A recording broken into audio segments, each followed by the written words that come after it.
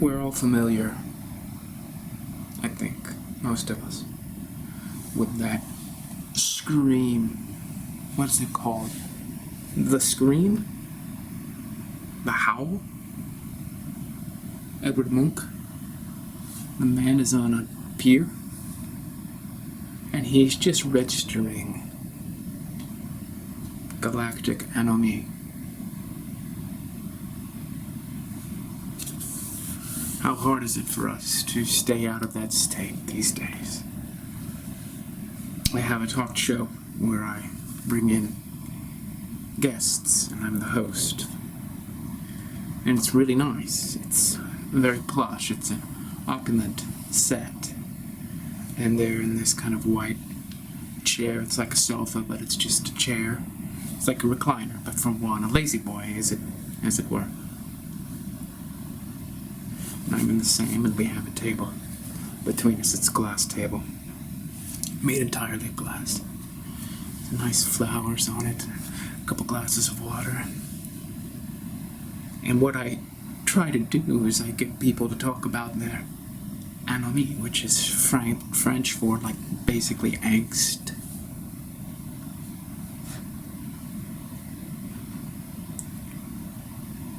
Now you may think, and I wouldn't blame you, that having a talk show about angst is not going to be a great hit. Well, you would be surprised. You know, I have a way with people. I kind of like draw them out little by little. Usually, not always, but usually, something happened long ago to shut them down, to clamp them up. And there they are, sitting in that white sofa chair, that's what I'll call it, sofa chair, and taking these nervous sips of water. And they look like Igor from Frankenstein. They're like hunched over, one bulging eye, and I'm trying to drag them out of that contraption called their soul. I want to grab them and just pull by the nose, pull the soul out of the nose, and say, "Here, tell me about your trauma." Who'd have thought? People love talking about their pain, but you put a camera on them and give them a primetime slot on television, and they're all choked up and constipated. They can't properly speak about what ails them. I know I used to be the same way, but now I'm just happy as a ball of sunlight. And maybe that's what it is. Being happy as a ball of sunlight, I'm over there and I'm like, "Hey, what's depressing you today?" And I'm smiling. I got a big old grin on my face, ear to ear. I'm like, "Tell me, why does reality suck ass?"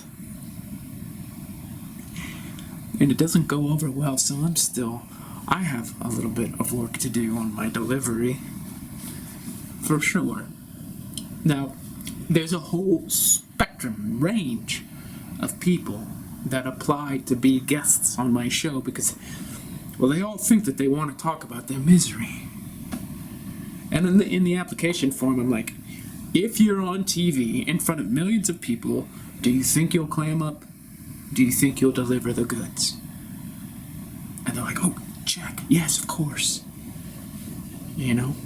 And I asked them if they have any kind of conditions that would make it a really bad idea to be on the show. Like they could storm around and throw a tantrum and tear their hair out and hurl ridiculous, horrible insults at me. Just, spaz out. Every once in a while, someone lies to me. They really make a mess of the show, like, in Joker, but not that bad, with Joaquin Phoenix and Robert De Niro. That was a masterpiece at that moment.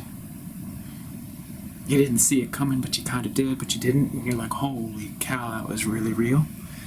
Well, that's what I want to avoid on my show, but at the same time, it might be really great for ratings. Not the shooting me part, but the whole explosion. Because a lot of times, people who are miserable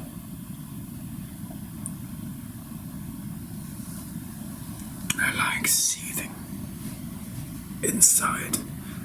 But like the scream or the howl, I can't remember now. But you know what I'm saying.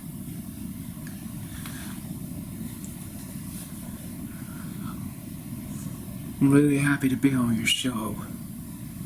Thanks for the opportunity. Well, we're happy to have you. Tell us. Tell us about your misery. We'd like to hear all about it.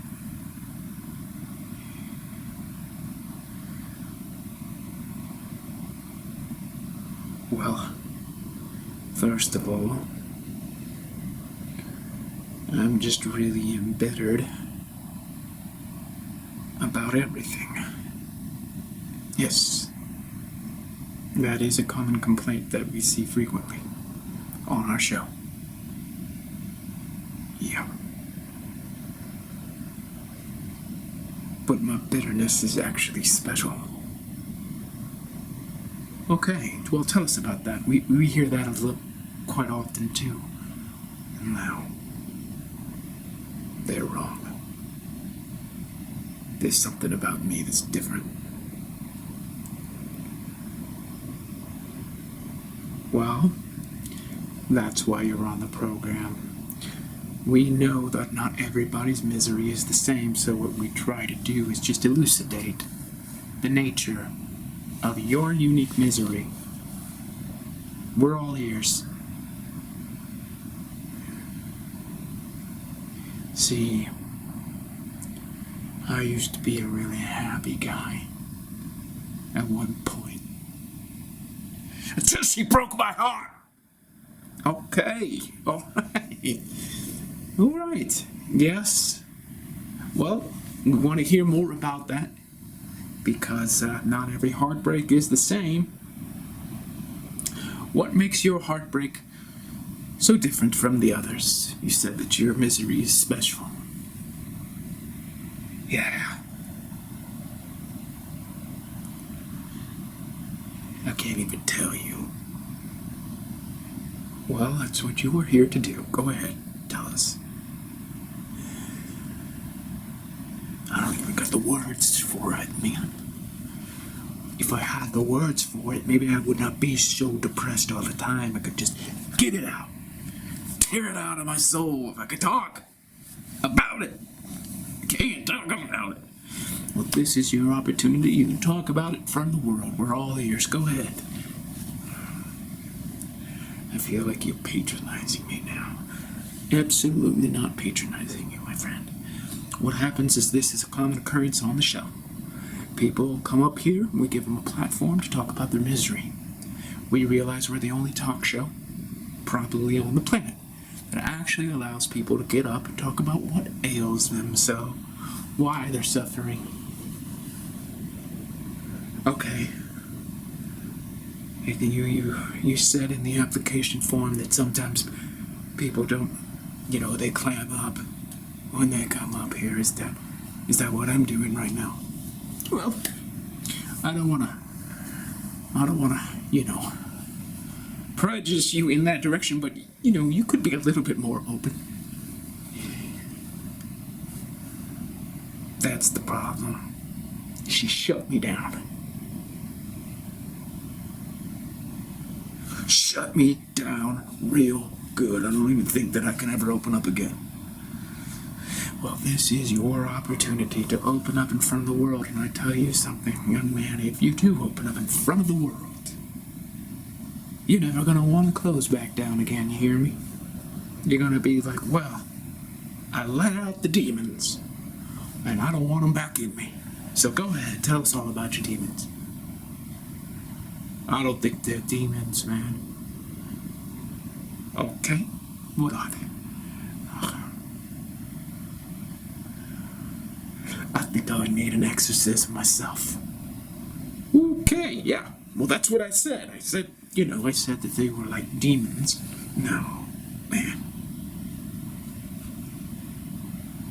What I feel inside of me is much different than what you're talking about. We used to sit on the steps and we used to have ice cream together, and I really liked those times together. And one time I didn't give her the ice cream that she wanted, and she broke up. She broke up with me because I didn't get her chocolate. She wanted chocolate. I got her vanilla on accident, and she dumped me because of that. Now, do you think that's fair? Do you think you know what that would do to a man in my position? Well, that doesn't sound fair to me. I will be honest with you. You have a sense for other factors involved there that would have actually made her break up with you over the wrong ice cream, but it wasn't really about the ice cream. That's usually what's going on. The ice cream is a pretext, or the ice cream is an excuse for some kind of deeper issue that she's having a hard time addressing. So, what do you think? She could have just told me about that issue, man. You don't have to break up over ice cream. That is wrong. Now, I can't go out with another woman because I might do something wrong and she could dump me. Right, this is not therapy, but I will say that if you do stay in that mindset, it's going to perpetuate itself, and you're going to get more women dumping you over the wrong ice cream. That hurts, man. Well, that's not necessarily a bad thing. Yeah, it's bad. Because what I want to do to you right now is actually punch you in the face. Alright. Okay, alright. Tone it down, you know how it goes here, and you know the agreements that you signed.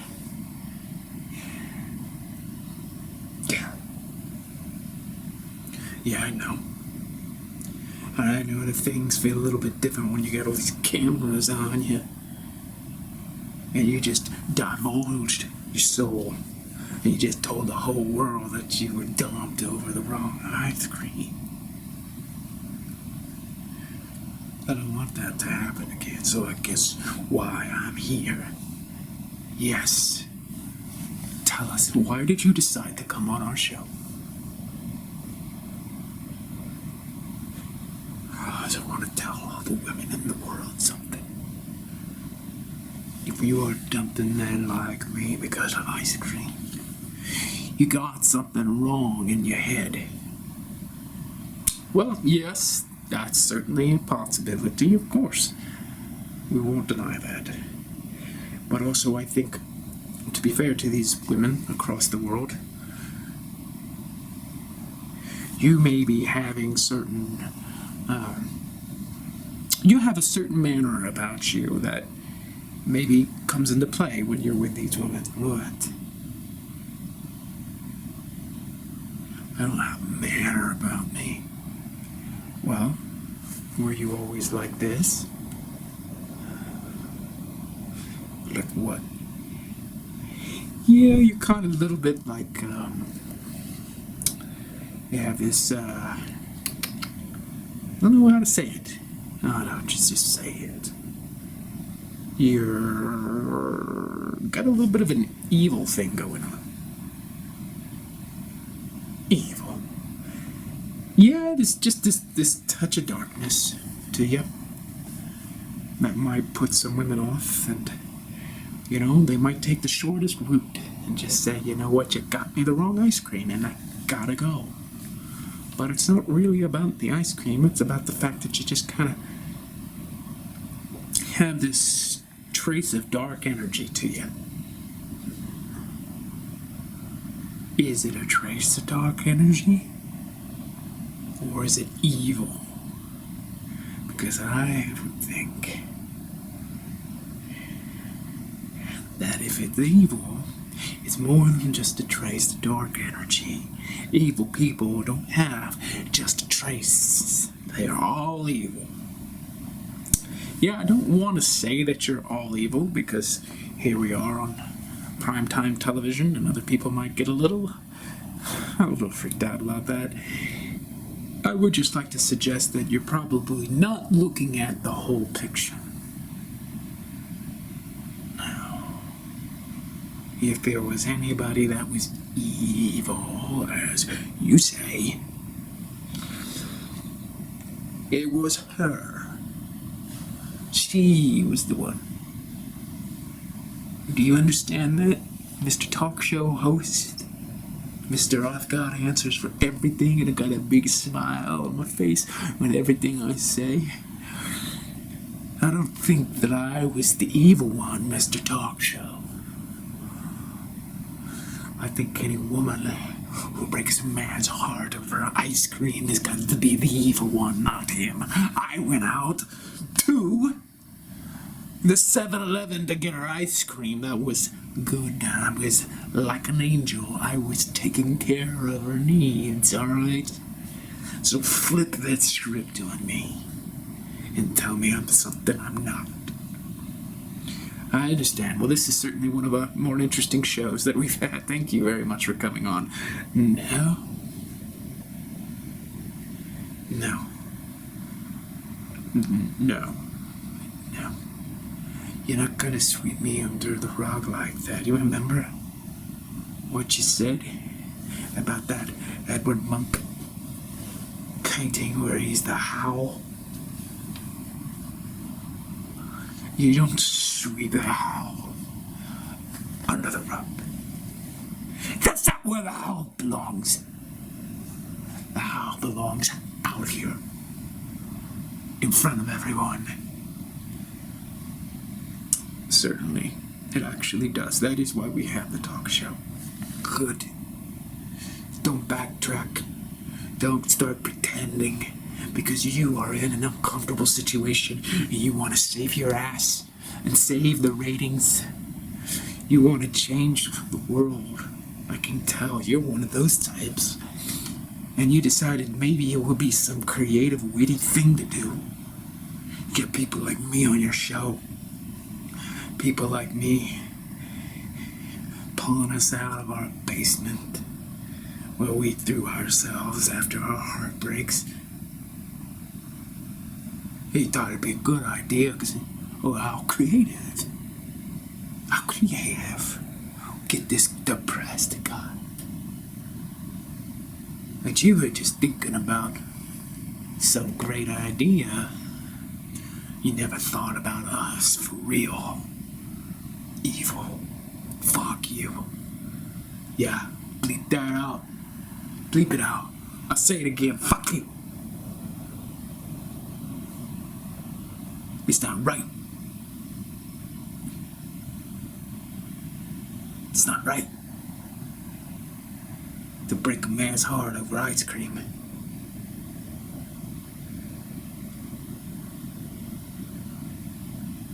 Break a man's heart over ice cream. Well, what kind of woman did you choose? Did you choose a cold-hearted woman? I must have. That's a great question. Why did I choose a woman like that? I could have had anyone. Ah, that's putting it a little generously, don't you think? Why? Well, I don't know anybody who can have any woman that they want. No. Tom Cruise, Brad Pitt, Denzel Washington, those guys. Those guys! They can have any woman they want. If they can have any woman they want, why can't I?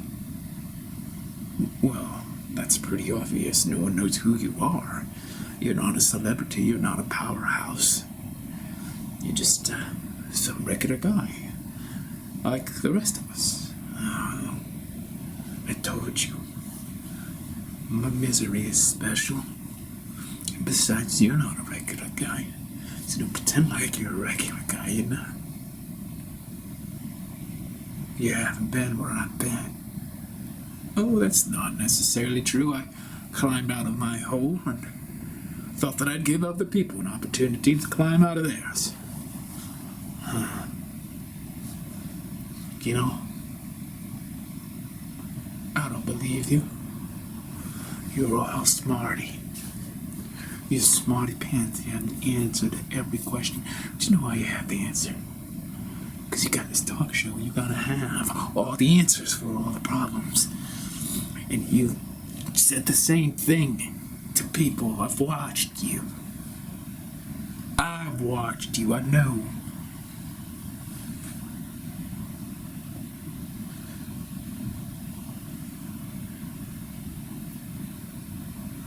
You have no idea what it's like to be me. Well, you may be right, but I do not have an obligation to know what it's like to be you. So don't act as if I'm putting you out. Finally a frickin' real answer. You know, you're so used to giving any bullshit answers to the people who show up, because they're so fucking lost in their own hole that they don't even care that you're giving them bullshit answers. You just have the same talking points, the same tone of voice. Because you're not even listening to them. You're just so self-satisfied with yourself. Self-satisfied with myself. Okay? You're going to continue to insult me on my own program. If that's what it takes to keep it real. Because unlike the other people who work for you, and all the people out there who are so enamored with you and kiss your ass, I know, I see. I see.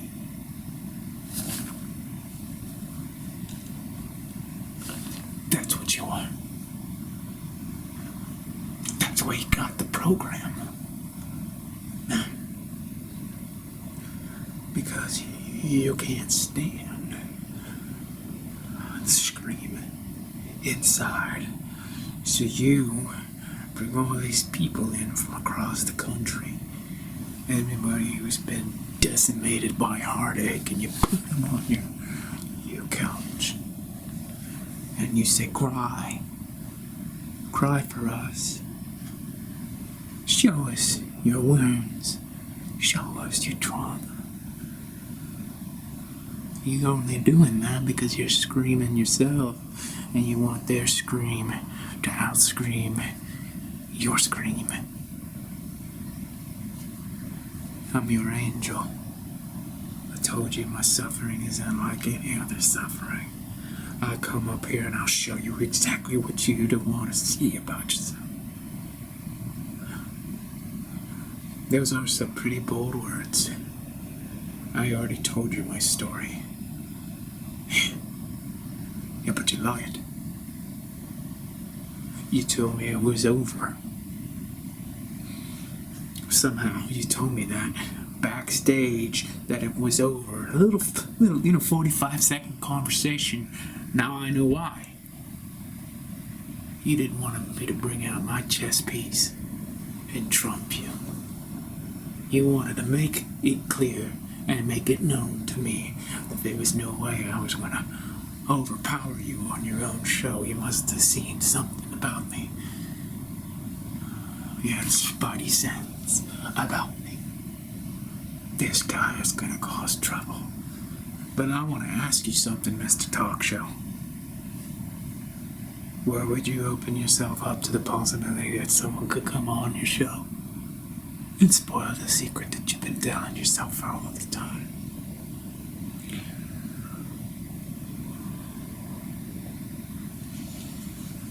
Yeah. Well, you may be right. No. I am. Could be. And how would you like to reverse the roles here, Talkshow. How would you like me to talk to you like you were talking to me? How would you like that? Because I can guarantee you that I would not be talking to you the way that you were talking to me. You see, the way that you talk about or talk to people is you treat them like they are an exhibit for the amusement of everybody on the other side of the TV screen. They are an amusement, and that is why they shut down. They want to come on your show and open up, but then they're here and they're a fucking spectacle.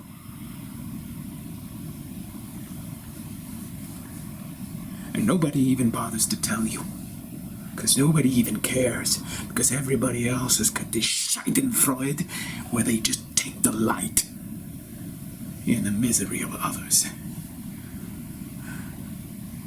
That's my suffering. Is that I see other people suffering when they're hiding it from themselves.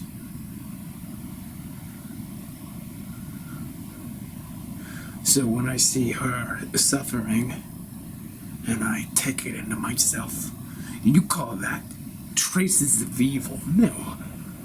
I'm taking her suffering into me, and it's affecting me. And then she's got to break up over ice cream. But it's only because I'm holding her pain.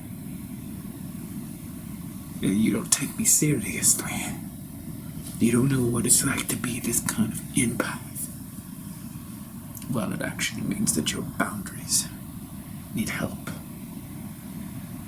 Some people are overly empathic. Is that what it means? Is that how you write it off? So you don't have to pay attention to me anymore? What if I told you that's what you do to avoid the issue? Someone like me coming on your show, sitting across from you on this little white sofa chair, and then we pick it up. We pick up the howl. We pick up the scream inside you. And we absolutely know why you have this talk show. And then you write us off as being empaths, no? No? You're just dissociated. And we're not dissociated. So we can actually just see what you can't see. And we just feel it coming into us. Because it's going out your back door. And it's coming around the front and hitting us in the heart. Mr. Talkshow. I've heard you call me Mr. Talkshow many times. I think you need to stop. That's disrespectful. You are on my show. And it might be time for you to go. It might be time for us to wrap this up. No. You don't get off that easy. For the first time in I don't know how many years you've been running the show. I think it's 5 years. It's a miracle that nobody has called you out. In 5 years.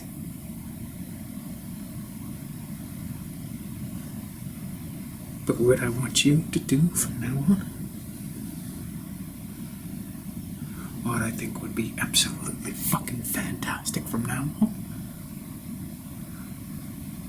if I may be so bold as to suggest that you put yourself in the chair that I am sitting in right now.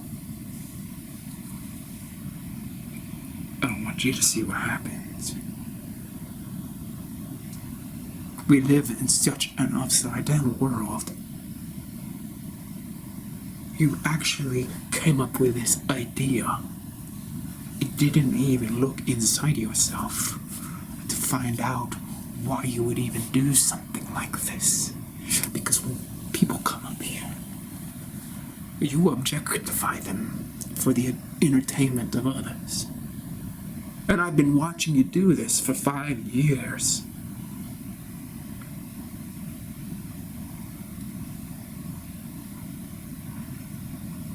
I have overcome my pain. You're over there, spewing insults and insinuation at me. I have overcome my pain.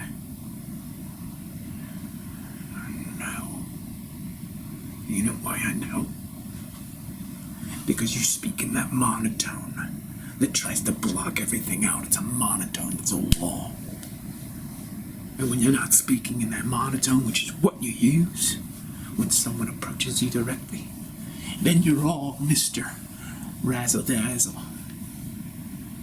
You've got all the great circus tones in your voice. But I come at you directly, Mr. Monotone. You want to help people? Then don't bring up depressed, miserable individuals and then showcase them. Because all you're doing is pretending that you're not wounded yourself. How exactly do you propose that I'm wounded? Propose. Listen, Talkshow. But proposing, I'm telling you exactly how it is. Of the two people on this stage right now, one appears more wounded and miserable than the other. It would be me. But the truth is, I'm very honest that I'm lacerated from head to toe. And while that may make me deplorable with traces of evil, as you suggest, maybe, I'm not lying to myself, Mr. Scream. Emperor. At least everything's out on the table, in front of the camera, in the living rooms of everyone in this country. I'm not insulting anyone, even though you feel insulted. If millions of people are looking at me right now, I'm a martyr for their own dissociated pain.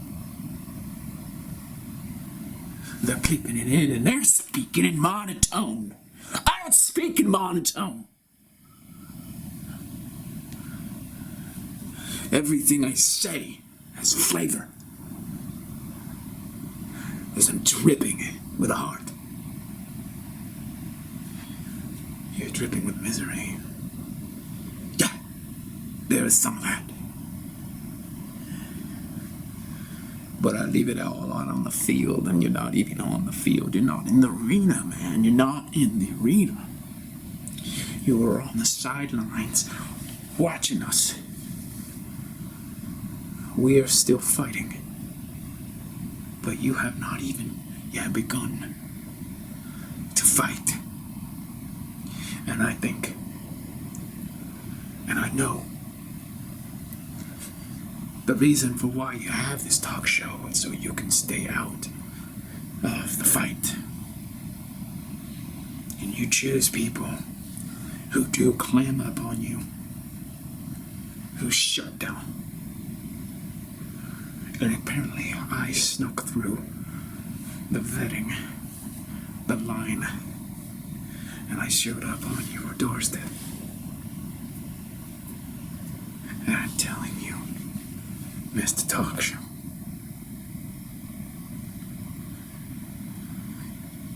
now it's time to fight.